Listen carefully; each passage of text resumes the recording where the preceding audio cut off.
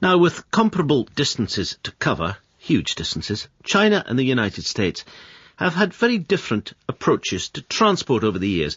China has one of the biggest and busiest rail networks in the world. The United States, of course, is still wedded to the car. But might that be about to change on the American West Coast? Johnny Diamond's been reporting for us from California all week, as we've been hearing from Simon in China. So why are they still there in the slow coach? Ride the rails in America and you get a bonus with your journey, a dash of novelty, even a whiff of adventure.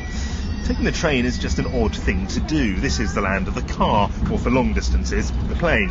Trains are expensive, infrequent and slow. It takes an hour to travel the route that I'm on now, from the high-tech hub of Palo Alto to San Francisco. That's all of 35 miles.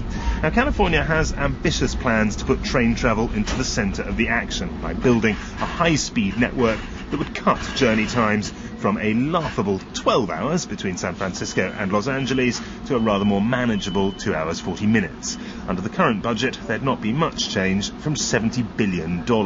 Critics, there are many.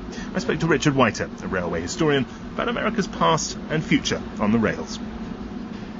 The most important part of it comes out of Los Angeles, where large amounts of freight come in and have to be transported across the country. I mean, the interesting thing now is with the widening of the Panama Canal, what's going to happen with freight railroads. But the United States needs railroads. It needs freight railroads. That's the need. And freight makes money here as well. Yeah, freight doesn't have to be subsidized. I mean, freight goes slow, it's cheap to move, and it's necessary for the economy. There's no doubt about the United States needing freight railroads.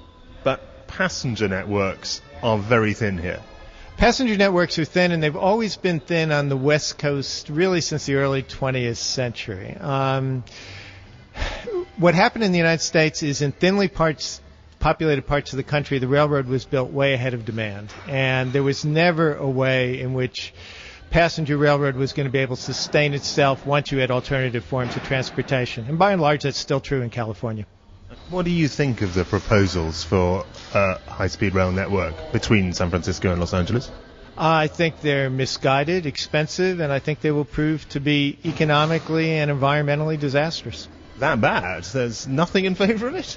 There's a lot of money to be made, and for the people who are going to be contracting it. But even there, they can't attract investment into this rail system itself, because I don't think anybody believes the projections that these railroads are going to carry the number of passengers that have been projected, and they certainly are not going to carry them at the low cost that's been projected.